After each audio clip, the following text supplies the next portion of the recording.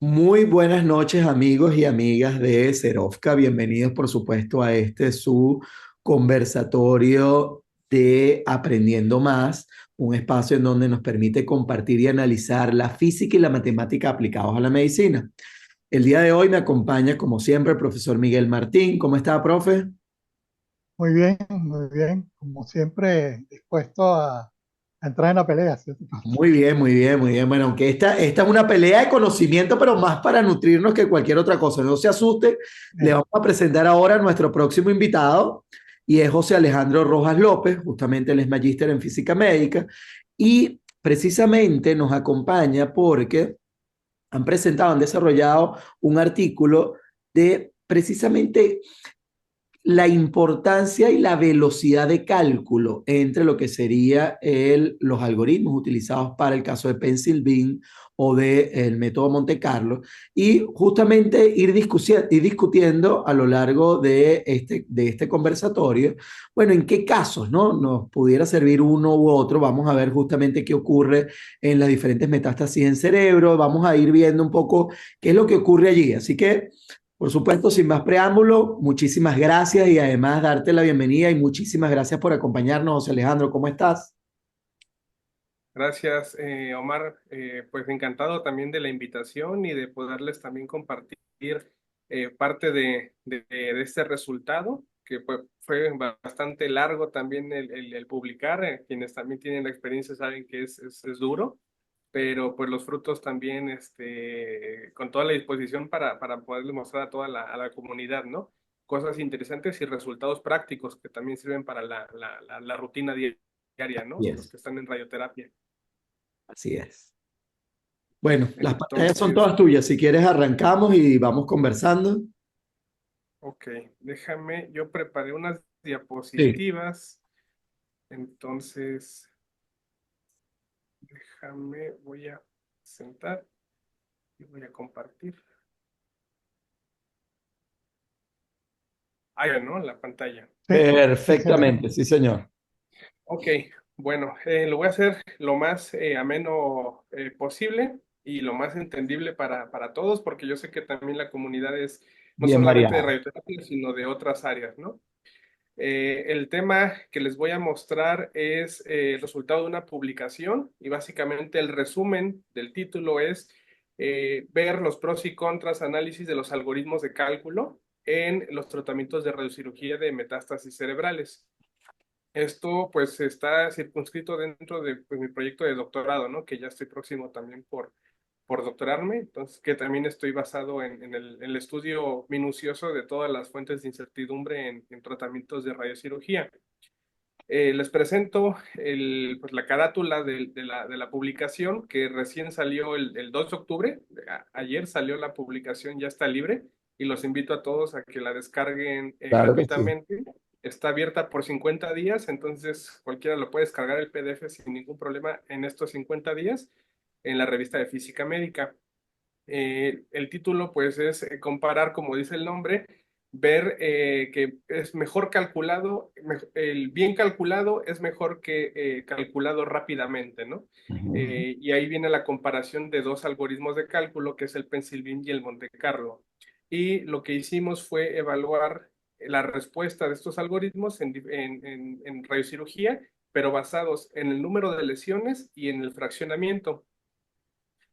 Muy breve, la radiocirugía intracraneal es un tratamiento altamente especializado, muy complejo, porque requiere manejo de altas dosis de radiación, en pocas ocasiones que puede ser de 1 a 3 o hasta 5, con lo cual los altos gradientes de dosis pues, son altísimos y lo que involucra es que necesitamos una alta precisión, porque al manejar dosis muy altas que son ablativas, una incertidumbre de 1 milímetro, 2 milímetros, cobra importancia en este tipo de tratamientos y más en tratamientos intracraneales, porque implicaría que estamos irradiando ya estructuras sanas y estamos descubriendo los tumores, ¿no? Con lo cual, pues tenemos dos cosas malas.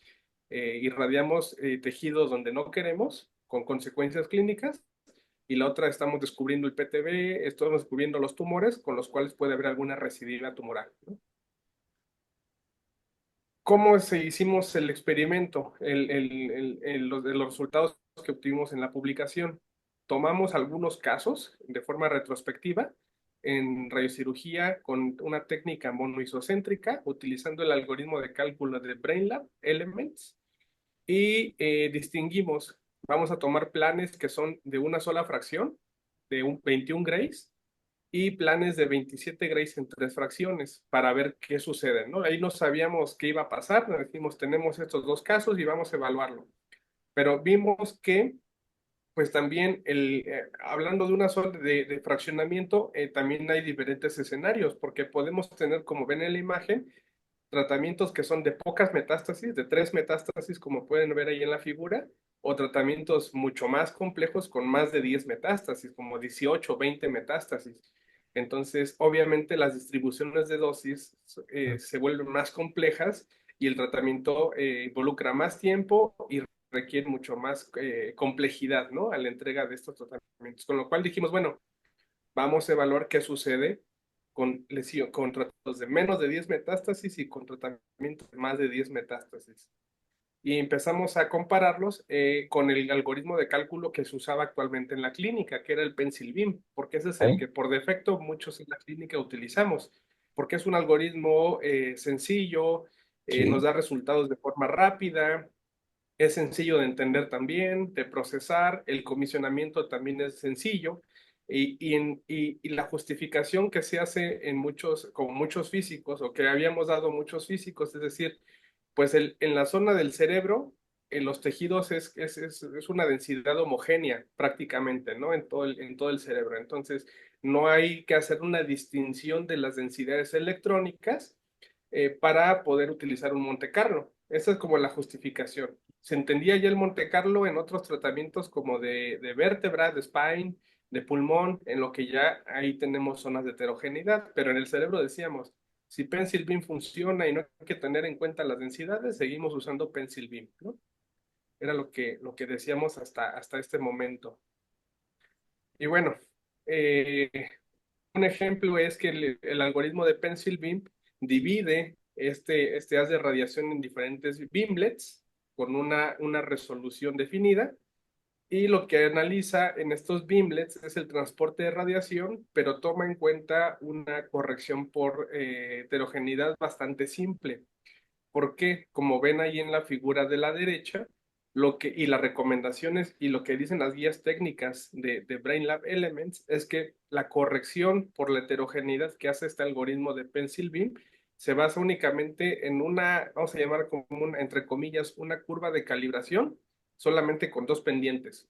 Tomamos una curva de calibración de unidades de -1000 unidades Hounsfield hasta 0 con una pendiente y luego tomamos otra recta para densidades más altas, desde 0 hasta 200, por ejemplo. Y no más, no vamos a tomar en cuenta las densidades específicas del material. Y lo que se hace es una corrección por la trayectoria o el camino equivalente radiológico. Y hasta ahí se acababa el problema con el Pencil Beam, lo cual involucra pues que el tiempo de cálculo para este tipo de distribuciones de dosis es relativamente corto, ¿no? A diferencia de un algoritmo de Monte Carlo. Claro. ¿Qué sucede en el algoritmo de Monte? Sí. Sí, sí, que ¿Qué obviamente, sucede? obviamente creo que es importante aquí destacar sobre todo para la audiencia, ¿sí? Como es tan variada, un poco explicarles que evidentemente cuando nosotros hacemos los tratamientos de radioterapia, tenemos que a partir de la imagen que obtenemos en tomografía, es que nosotros decidimos, obviamente, procesar y desarrollar lo que sería el plan de tratamiento, ¿sí? Entonces, ¿qué pasa? Recuerden ustedes que en la imagen tomográfica lo que tenemos son un mapa de atenuación, es decir, cómo los diferentes tejidos atenúan esa radiación conocida. Pero ¿qué ocurre? También yo necesito justamente disponer de la densidad electrónica y ese es un mapa que justamente en el momento del comisionamiento y la aceptación de un acelerador lineal se establece junto con el tomógrafo que tenemos destinado para la planificación, tenemos esa correspondencia, esa correlación entre la densidad electrónica y la unidad de Hounsfield para el caso del tomógrafo, de manera tal de que una vez que nosotros realizamos los cálculos, obviamente bien sea con Monte Carlo o con Pennsylvania, podamos utilizar esta información de base. Ahora, ¿qué ocurre? Y es justamente parte de lo que nos está desarrollando y nos va a seguir comentando Alejandro.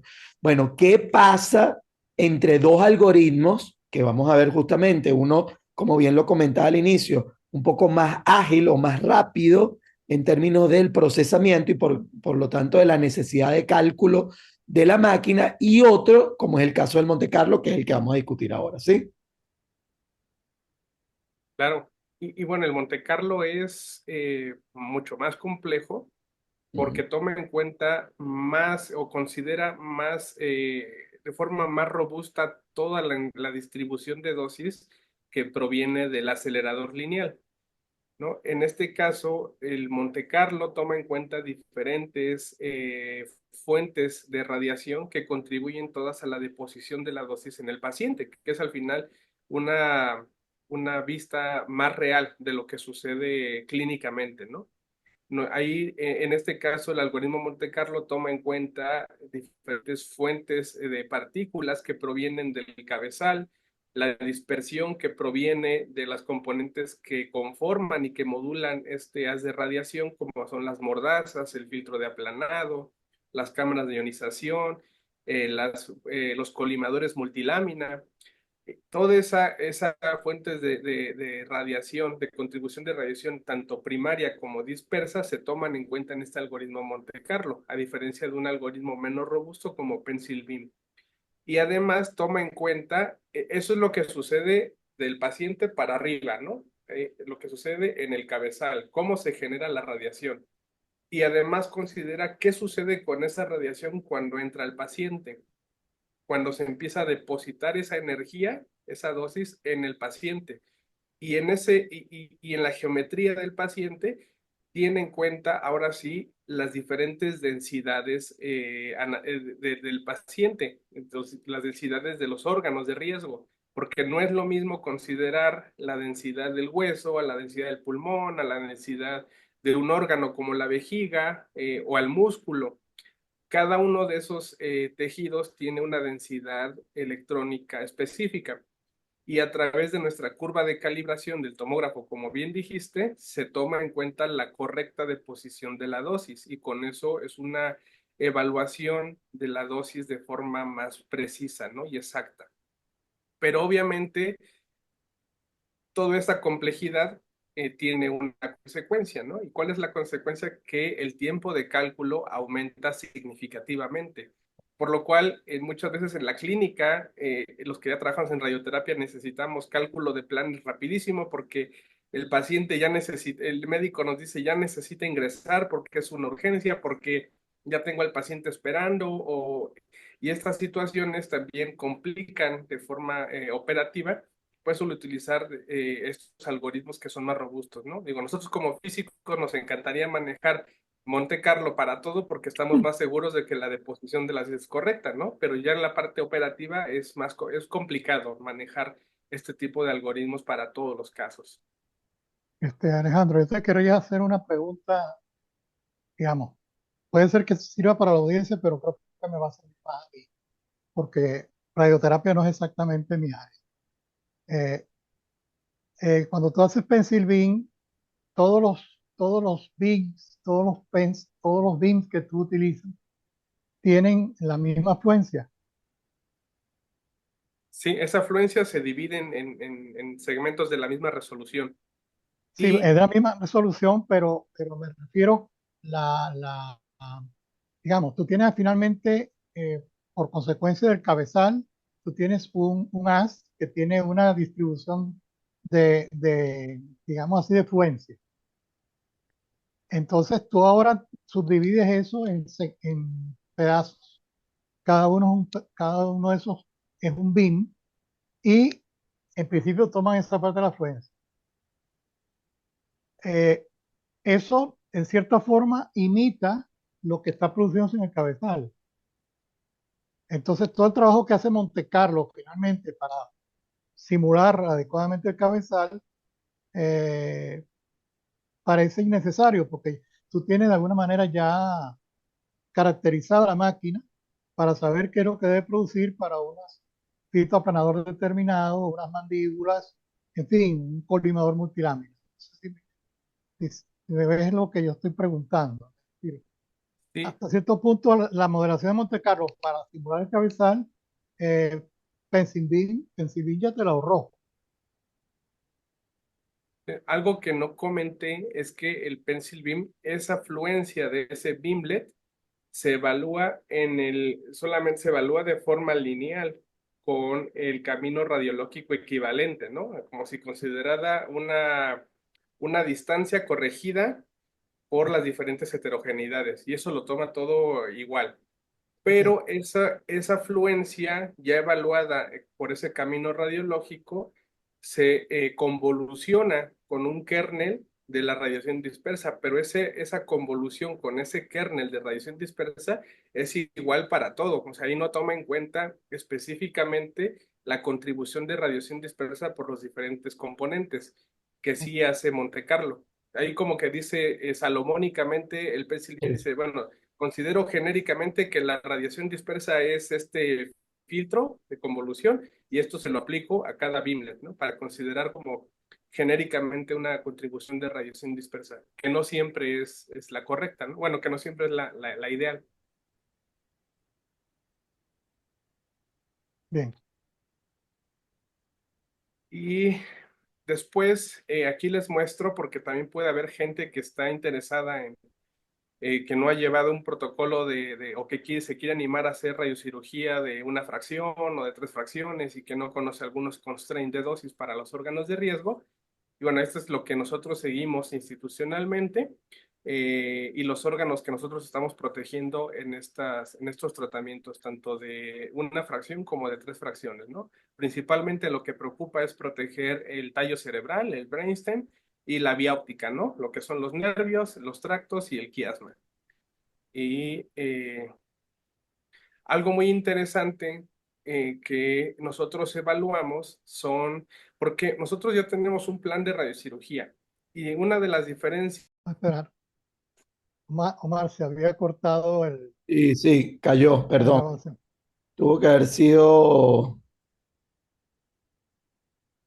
Ahí está grabando, sí. ahí está, Sí. ¿ok?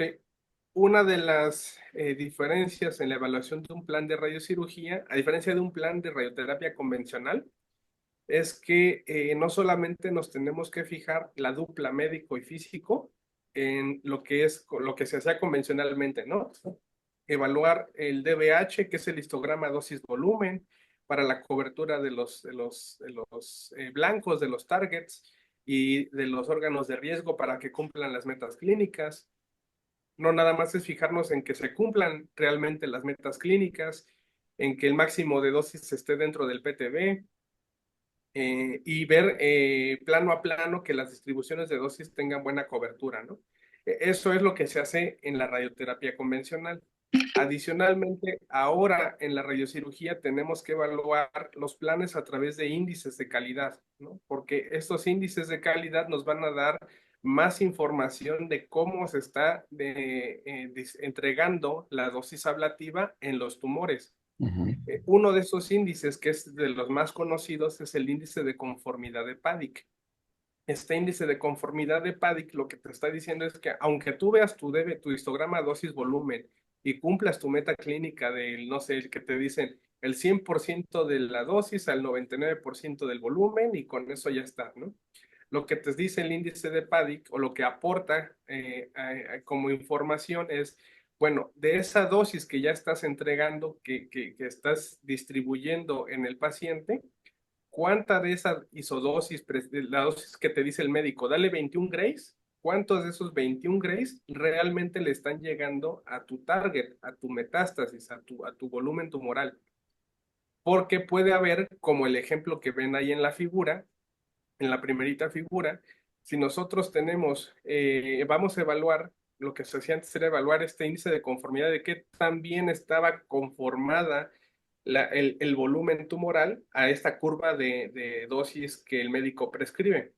Y puede haber un ejemplo, como pueden ver ahí, bueno, lo que uno dice es, si yo tomo el volumen de mi tumor y lo divido entre el volumen de mi isodosis, perdón, el volumen de mi isodosis prescrita, que serían mis 21 grays, que ese sería como el circulito punteado que ven en la primera figura, y si yo lo divido entre lo que es el volumen tumoral, ya puedo tener cómo está conformado mi metástasis, ¿no? Qué tan bien cubierta está la lesión con esta curva de isodosis.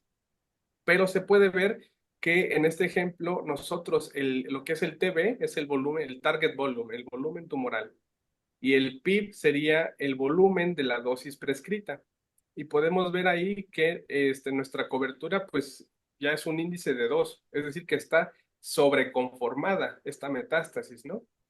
Si nosotros vamos bajando con los diferentes casos de diferentes formas de cobertura de estos targets, podemos ver que nuestro índice de conformidad va cambiando de 2 a 0.6 a 1, que 1 al final es como el índice que nosotros buscamos, ¿no? Es decir, que la isodosis que nos está prescribiendo el doctor realmente esté cubriendo y conformando completamente a nuestro volumen tumoral y que no se salga esa curva de isodosis afuera del target.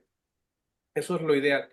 Y este índice de conformidad de Paddick, que es el de la última columna, evalúa eso, evalúa qué también está cubierto este volumen tumoral y qué también está de forma selectiva cómo se está conformando cada una de estas lesiones. Entonces, al final, lo que nosotros siempre buscamos en la radiocirugía intracraneal es un índice de conformidad de Paddick igual o lo más similar a 1, que sería el caso ideal de la figura 5.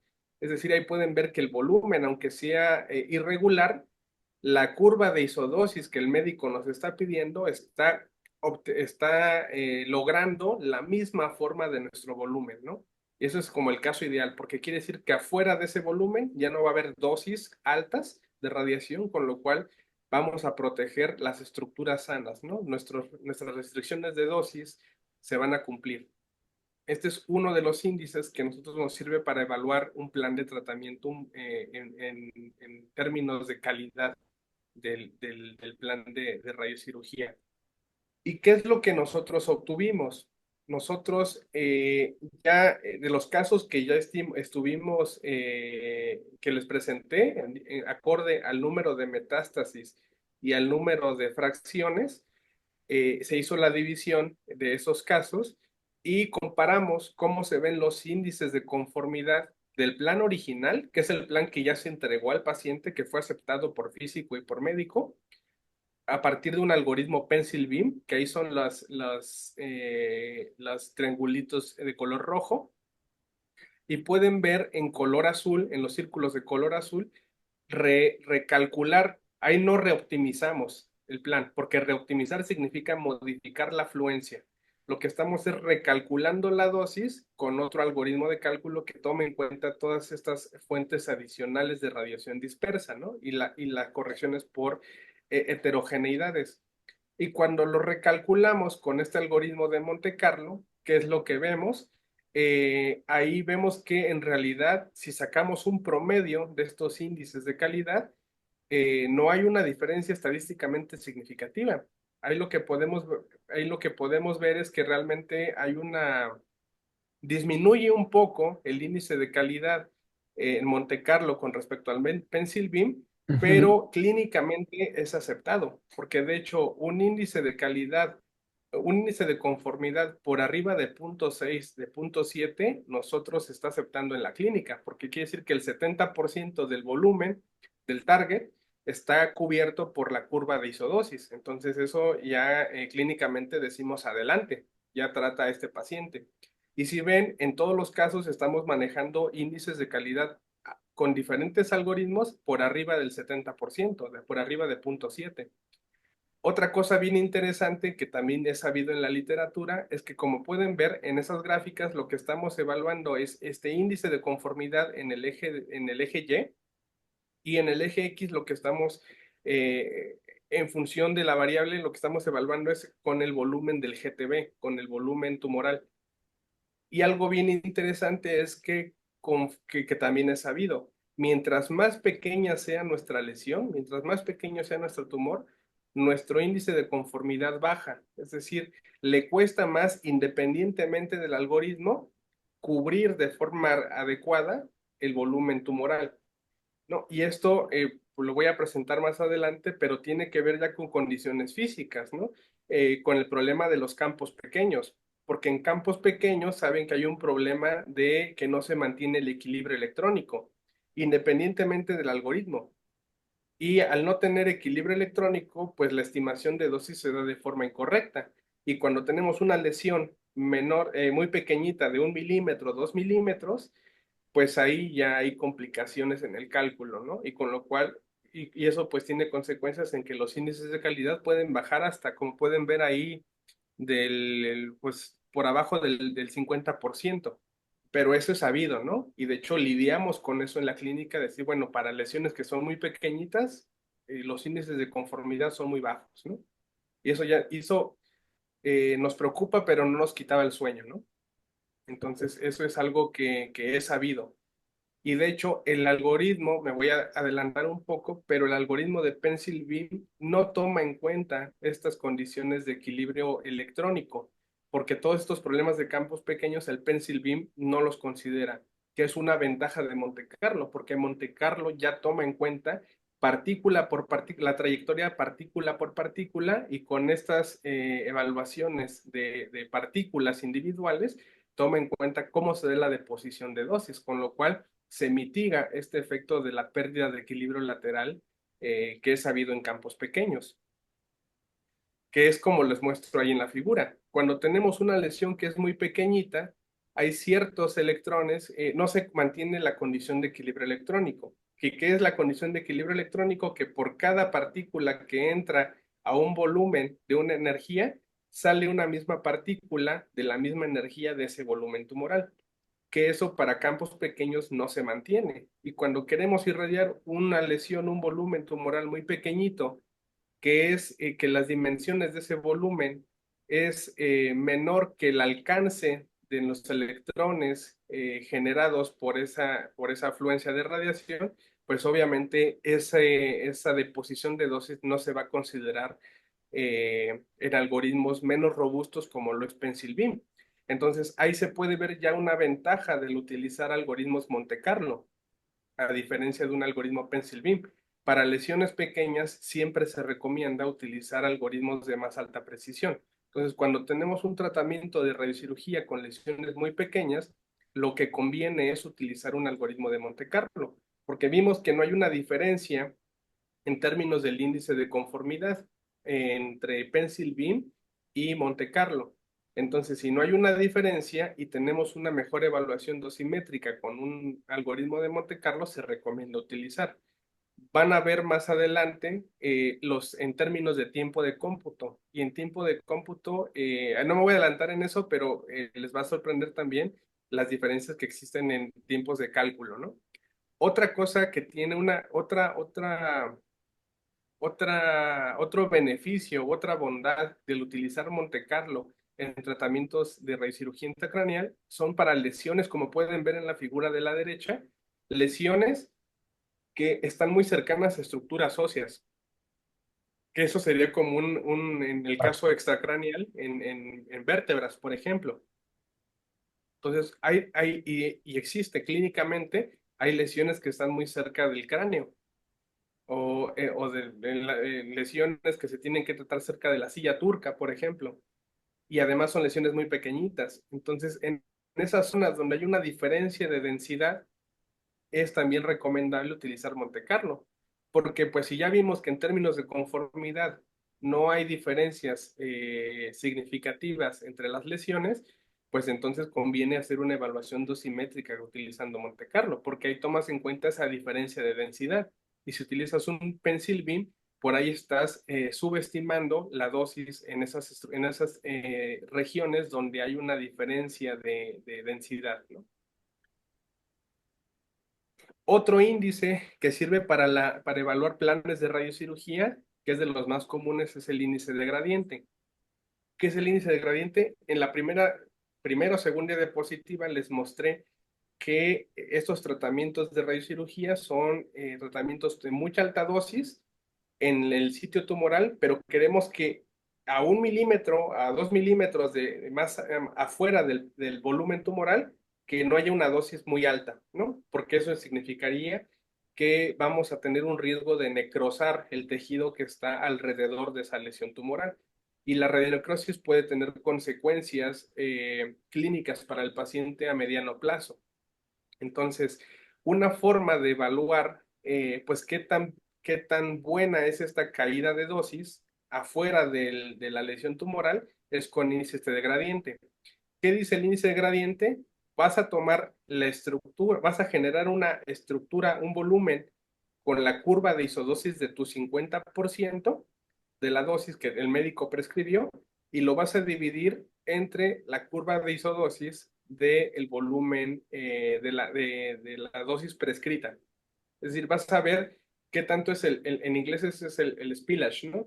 Como el desparramo de la dosis del 50% afuera del volumen tumoral.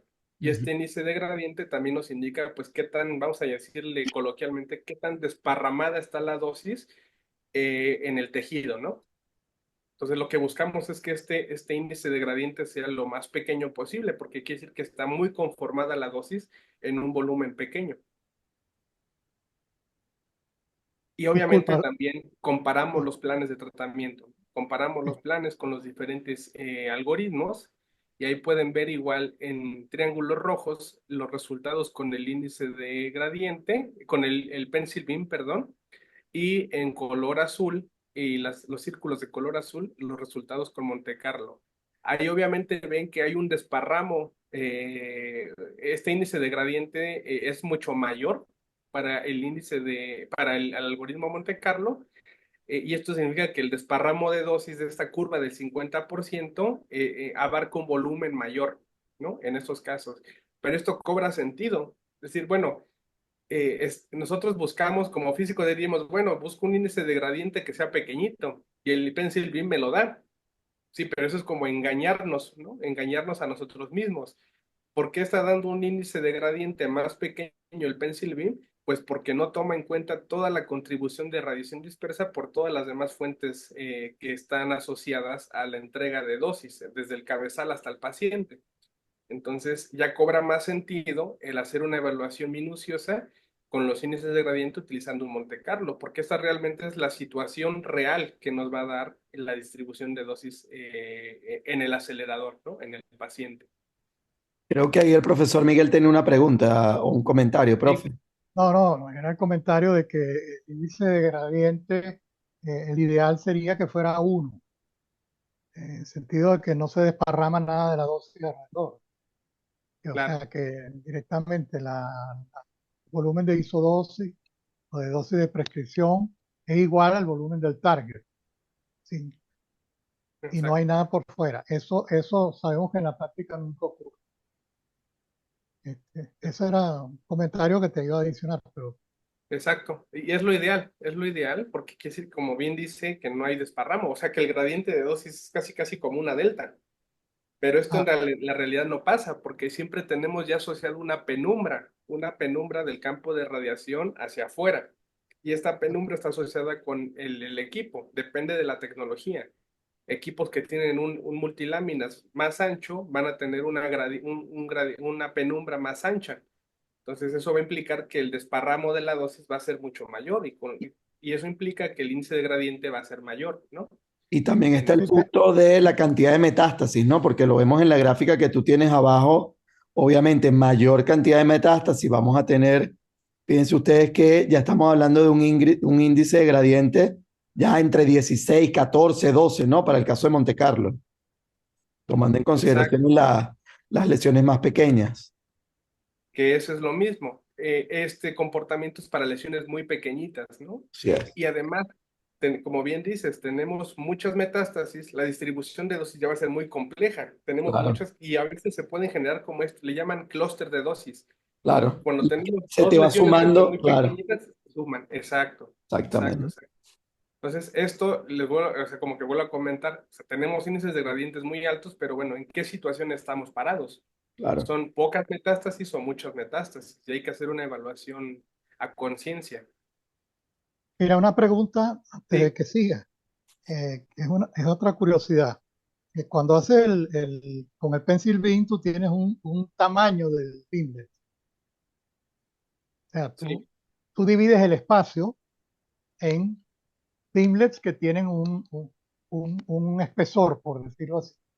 sí. Ok. Pero también cuando haces un cálculo de Monte Carlo, tú también tienes que introducir una grilla o un tamaño, una resolución.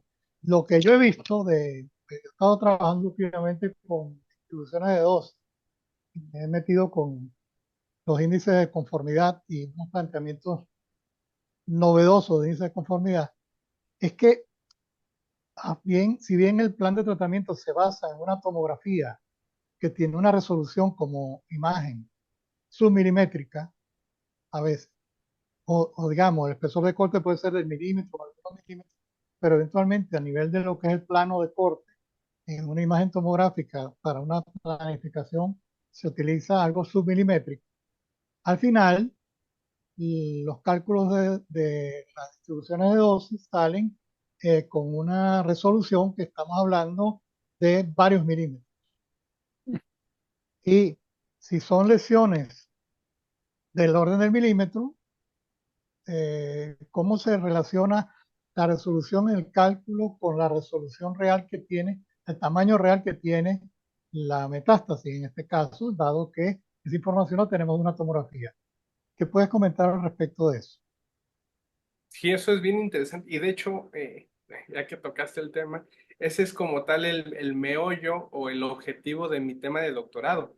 Es evaluar, en sí el propósito de todas estas cadena de trabajos que estoy haciendo, es evaluar cuál es el margen que necesito darle a mi metástasis individual para darle una entrega de dosis correcta. Y estos márgenes de GTB a PTB, hasta ahorita no hay un consenso, ¿no? Y es la preocupación de clínica en la actualidad, decir, bueno, ¿cuánto le doy? ¿Un milímetro, 2 milímetros? ¿No le doy medio milímetro? Y esta preocupación es decir, bueno, ¿cómo yo tomo una decisión de qué margen darle? ¿No? Uno, dos, tres, porque hay que acordarnos que el margen, mientras más grande lo damos, vamos a suponer que tenemos una lesión esférica. Entonces, si tenemos una lesión esférica y aumentamos un margen, el volumen de esa metástasis, de esa esfera, crece al cubo Claro. por una relación de volumen, ¿no? Entonces, si estamos aumentando más el margen, el volumen que vamos a irradiar es mayor, con lo cual el tejido circunscrito del cerebro que vamos a irradiar y que no necesita ser irradiado va a ser mayor, con lo cual aumenta el riesgo de radionecrosis. Entonces, esta pregunta va orientada también a decir, bueno, tengo que tener en cuenta todas estas fuentes de incertidumbre y conocer cuál es la resolución de ancho de mi tomógrafo, cuál es la resolución que doy a mi fluencia de dosis, ¿no? ¿Cuál es la precisión mecánica de mi acelerador? ¿Cuál es la precisión de mi multiláminas? Porque todas estas incertidumbres tienen que ser sumadas de forma cuadrática para que yo sepa cuál es el error que yo tengo en todo el proceso de radiocirugía y saber cuál es el margen que tengo que darle a la metástasis individual para que la entrega de dosis sea correcta, ¿no?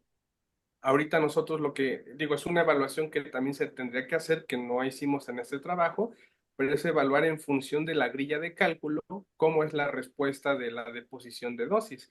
Ahorita lo que nosotros hicimos es mantener, que son 2 milímetros, mantener la grilla de cálculo de Monte Carlo con las mismas dimensiones del Bimlet para evitar como estas posibles errores, ¿no? Errores sistemáticos. Entonces, que ya debemos tener en cuenta también nuestra precisión de nuestro algoritmo de cálculo. Ah, Y eso es lo que puedo comentar, ¿no? Al respecto. pero ahí me sale, yo creo que no me tú te fuiste por otro lado con la respuesta del margen que hay que dar para hacer que la dosis cubra realmente a todo lo que es la metástasis que quieres tratar. Pero yo lo que iba justamente en la resolución de las grillas de cálculo. Si tú tienes metástasis, es más, a mí no me extraña que te hayan dado índices de conformidad de PADI similares y en principio, metástasis muy pequeñas que están por debajo del tamaño de la grilla de cálculo, este, son indistinguibles. O sea, si la grilla de cálculo es de, por decir algo, 3 milímetros de lado Claro, y la todo lo que metástasis esté por debajo de tiene allí, todo lo que esté por todo, debajo de allí, todo es igual, es exacto. igual. Y entonces, inclusive, evaluar un volumen con unos voxeles, por decirlo de esa grilla, tan grandes, Sí, es muy grueso, es muy grueso. claro. Sí. Y no esperaría, salvo diferencia de tiempo, no esperaría mucha diferencia en lo que se puede tener en cuanto a conformidad de un caso al otro. Esperaría, a menos que tú me hicieras esto. Cuando es con Monte Carlo, tú reduces tu grilla de cálculo, claro, a expensa de mucho tiempo, para lograr hacer un cálculo mucho más detallado. Y ahí seguramente deberías obtener hasta mejores conformidades. Sí, sí, es seguro. Yo ahí no tengo dudas de que mejoraría los índices, ¿no?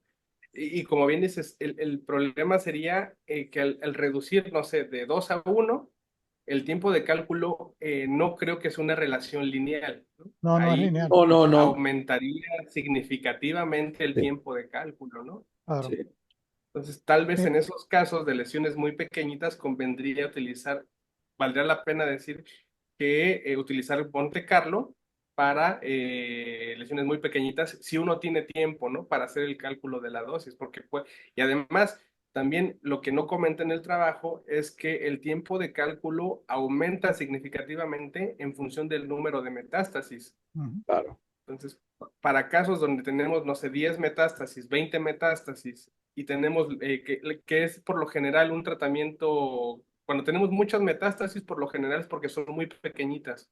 Entonces ahí valdría la pena decir qué compromiso yo tengo, ¿no? Ocupo Monte Carlo, pero ¿con qué grilla de cálculo? Cuando el tiempo ya de computación es bastante alto, ¿no? Pero absolutamente de acuerdo. Tendríamos que reducir la grilla de cálculo en Monte Carlo para tener una evaluación mucho más precisa. Y una consideración para quienes nos escuchan. Tú estás hablando todo este tema de radiocirugía utilizando multiláminas o también te extiendes a uso de conos. ¿A otro de qué, perdón? Conos. ¿Conos? O sea, las ¿Está metástasis pueden usando ser, cono o usando multilámina? No, sí, multiláminas, multiláminas. Solamente. sí, porque las multiláminas tienen un tema de penumbra y un Sí, tema de forma. O sea, con multiláminas puedes hacer un campo que es rectangular, cuadrado, nada cercano a un círculo. Entonces, en cambio, un cono sí te puede estar definiendo un campo que tiende a ser, en la isodosis, tiende a ser circular. Claro. Sí, Entonces, se u- adapta más a la forma del objeto que quieres radiar. una ventaja o cuando, otra cosa que no se comentó es que se utiliza multiláminas con una técnica monoisocéntrica para reducir el tiempo de tratamiento del paciente en la mesa. Porque otra cosa es que si tenemos mucho tiempo el paciente en la claro, mesa, se corre más riesgo de que se mueva el paciente y Claro, es más incómodo para él, ¿no? Al tratar metástasis por metástasis. Por claro. ejemplo, si ocupamos conos, que sería lo más ideal, pero tenemos que tratar por cada metástasis un isocentro. Entonces, si hacemos un plan de tratamiento, pues sería multiplicar por n el tiempo que tardamos en tratar al paciente.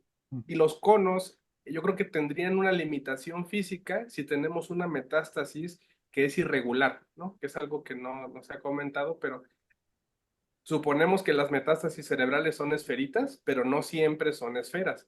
Entonces, cuando son irregulares, la cobertura en ese índice de conformidad se vería en detrimento si fuera con conos a con MLC, que el MLC permite hacer formas un poco más irregulares, ¿no?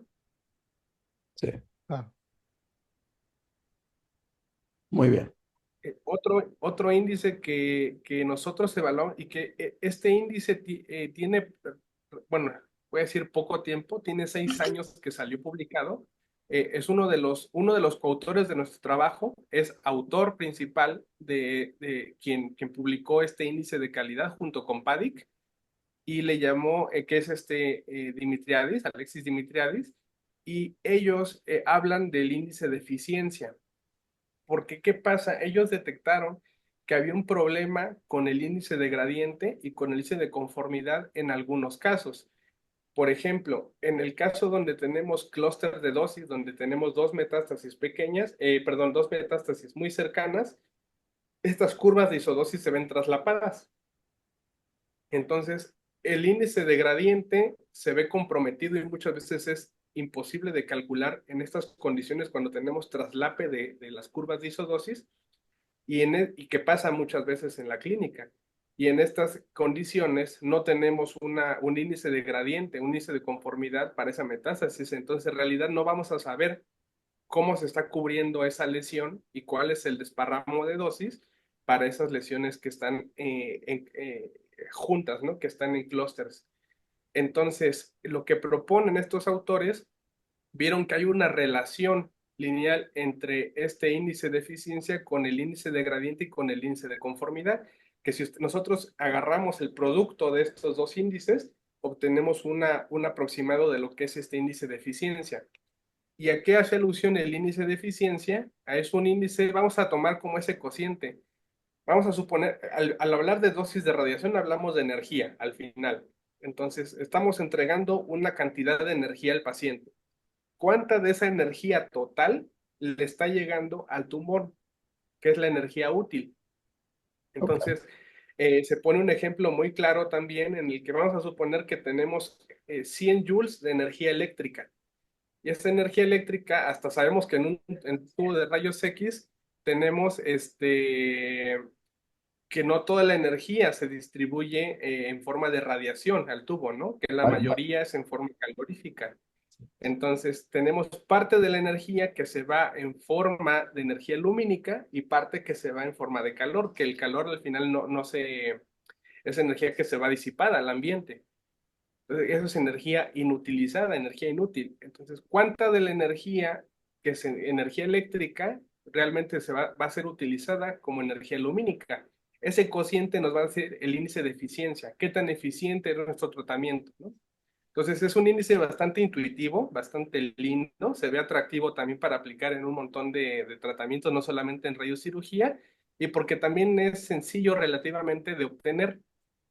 Les muestro ahí las diapositivas de lo que es el artículo original de estos autores y se ve una relación con este índice de eficiencia respecto al índice de gradiente y el de Paddock. Y como ven, hay una relación lineal. Entonces, decir, bueno, si estoy evaluando por un lado separado la conformidad y por otro lado el gradiente, y veo que hay una relación lineal de estos dos parámetros con el índice de eficiencia, pues vale la pena unificar y decir, con el índice de eficiencia yo tengo en cuenta pues toda esta distribución, esta dispensa de la dosis en el tumor. ¿Cómo se evalúa? Es a partir de una dosis integral.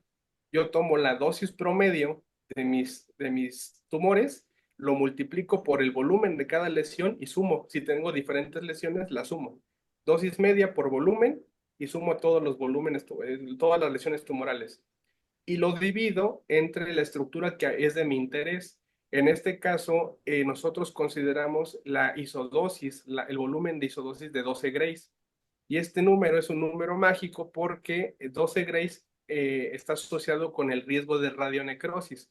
Hay publicaciones en las que dicen que el B12, se tiene que evaluar clínicamente el B12 en el cerebro sano, que es la dosis, el volumen del cerebro que recibe 12 Grays o más. Entonces, nosotros, si tomamos el volumen de esta curva de isodosis de 12 Grays y la multiplicamos por su dosis media de esta estructura, y lo tomamos como denominador y arriba como numerador esta suma de dosis promedio, de dosis media por el volumen tumoral, obtenemos el índice de eficiencia para los tumores, para los PTBs. Ok, Y adicionalmente, nosotros estamos proponiendo por primera vez un índice de eficiencia para los órganos de riesgo.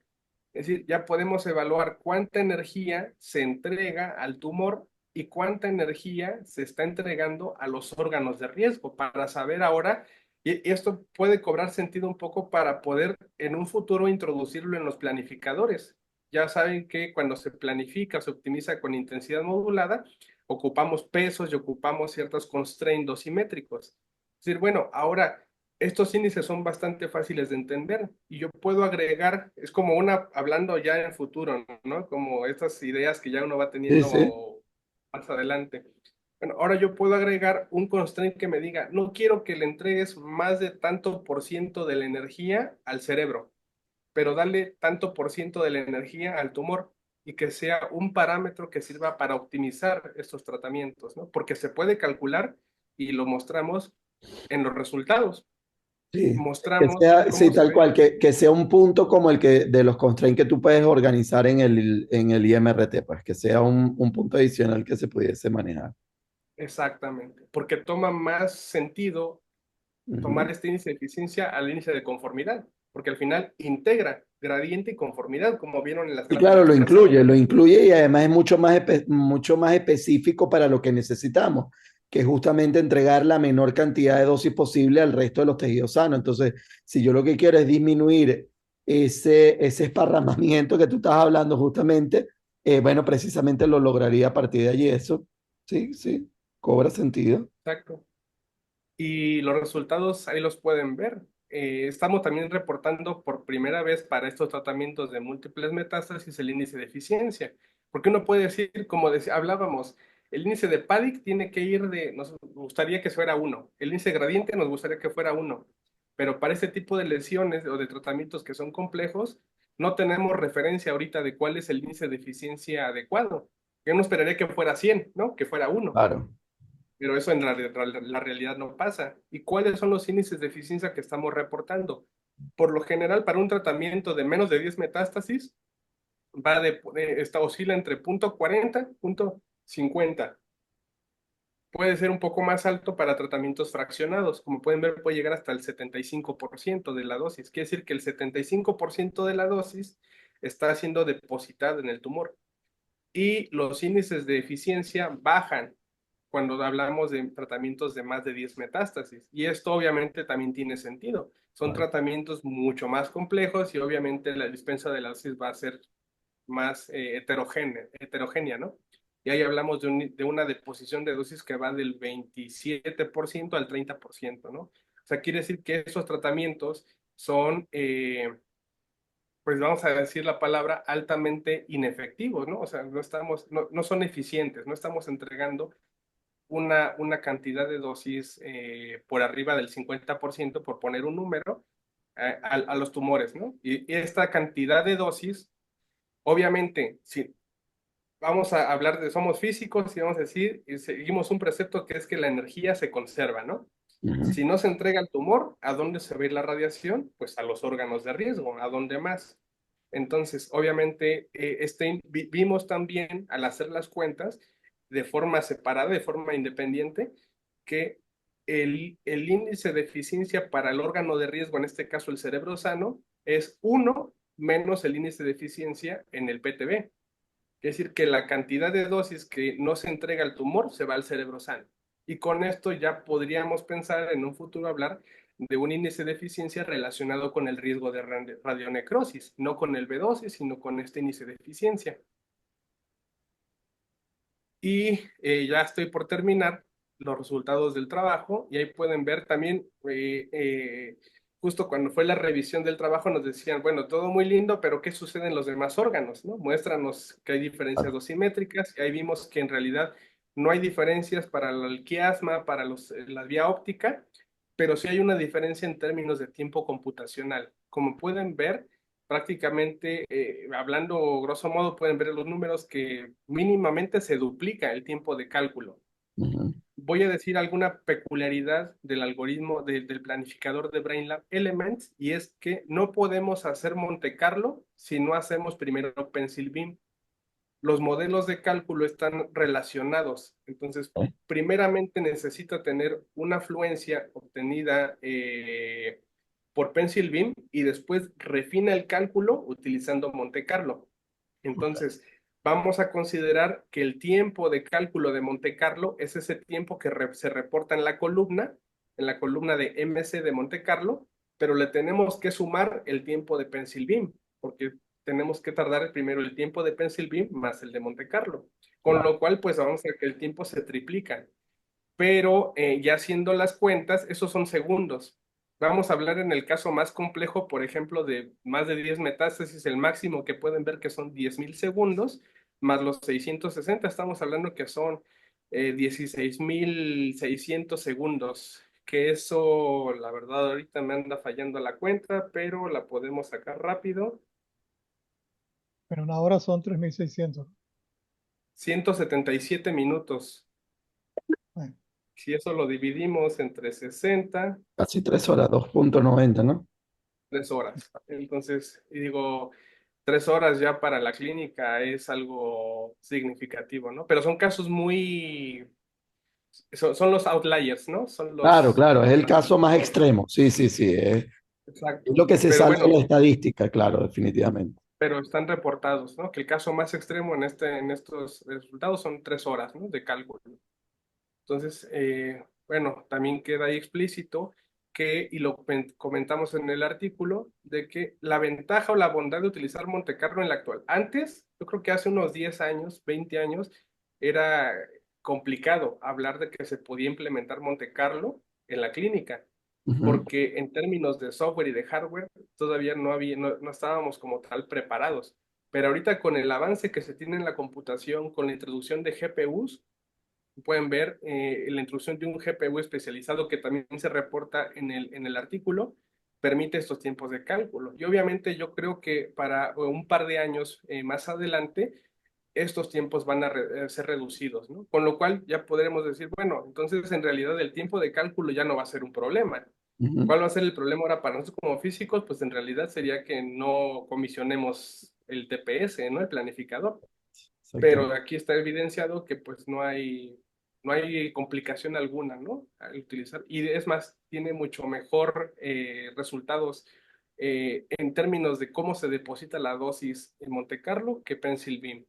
Claro, Y estaríamos eso es considerando más factores físicos que son los que nos interesan, porque son los más cercanos a la realidad.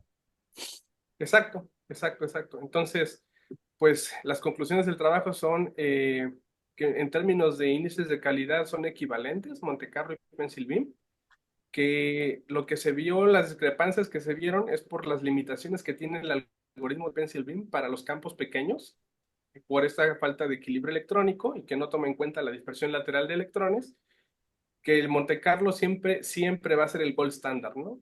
Siempre es preciso para calcular la dosis en volúmenes, en las heterogeneidades, y debería ser la opción para la mayoría de los casos.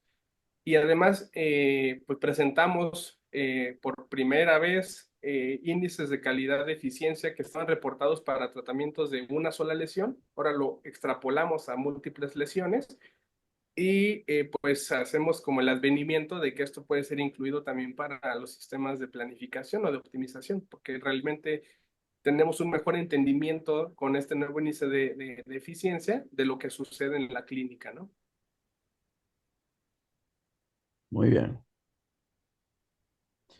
Bueno, no sé, profesor Miguel, si hay algún otro detalle que quiera conversar o compartir.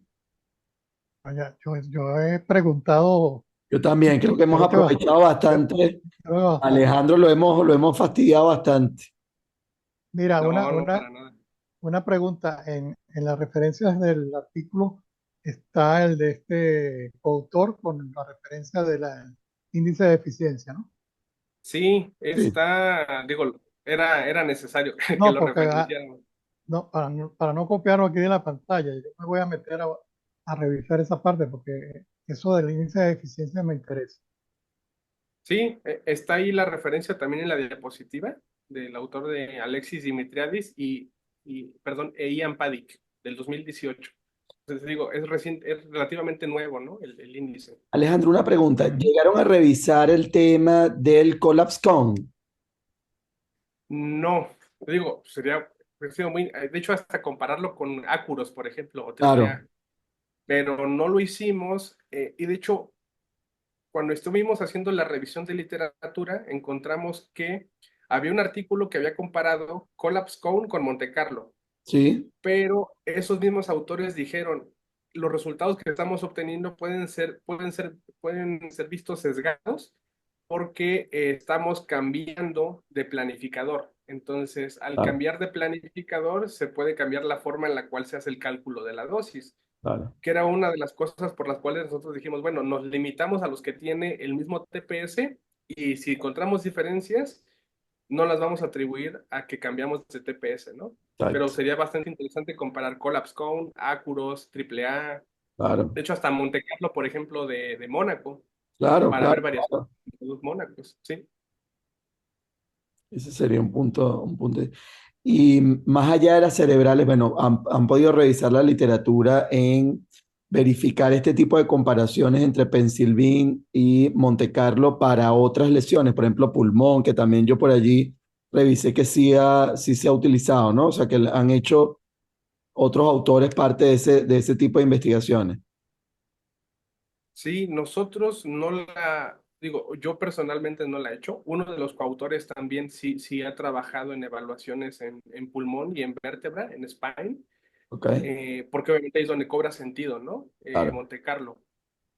Un trabajo que estamos también ahorita pues empezando, de hecho, esto nos motivó para decir, bueno, nos estamos enfocando mucho en lo que es radiocirugía intracraneal, pero dijimos, ya tenemos resultados con múltiples metástasis, ahora vamos a migrar a lo que son schwannomas, astrocitomas, gliomas, que son lesiones únicas, pero a ver qué encontramos, ¿no? Porque ya hay trabajos reportados en otros sitios extracraneales. Entonces ahora nuestro interés es decir, bueno, hay poca literatura en intracraneal. ¿Por qué? Por esta justificación de decir, bueno, claro, el cerebro es homogéneo y dale todo igual, ¿no? exacto.